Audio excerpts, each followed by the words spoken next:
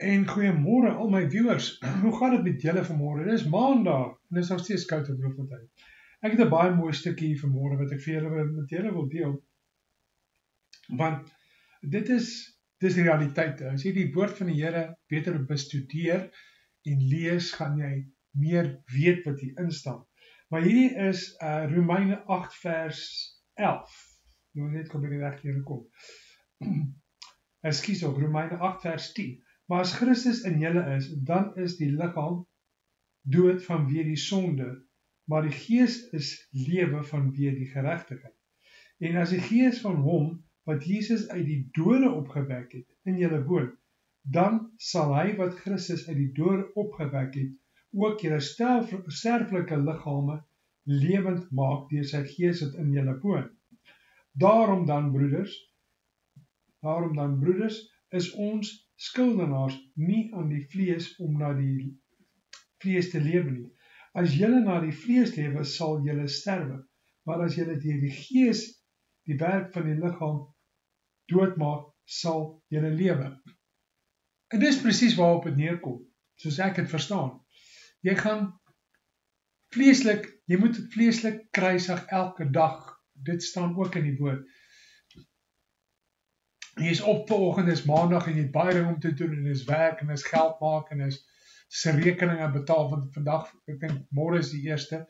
Dit is al die tipe van goed wat gaan plaas, maar dit is alles in die vleeslike lewe. Maar in die geestelike lewe, waar is jy?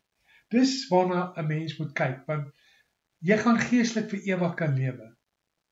Maar vleeslik is dood. So, ek wil nie net hierdie genoem het vanmôre, want ek dink hierdie is 'n baie vir my 'n treffende ding, want ek weet, obviously, ek staan ook op, ek het ook my dinge, en ek staan op, en begin ek in die oggende, en ek probeer erg dissipline handhaaf ten opsigte van die woord van die Here kom eerste in 'n dag.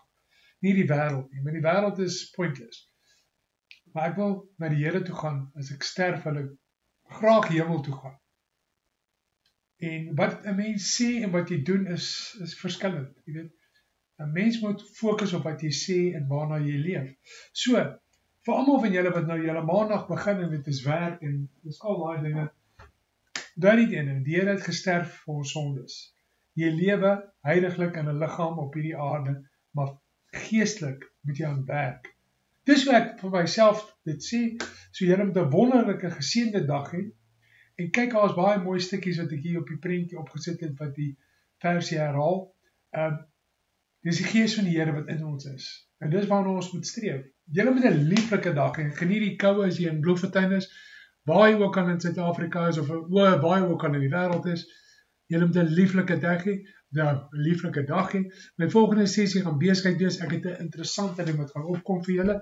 OK, julle moet 'n lekker dag hê verder. Bye.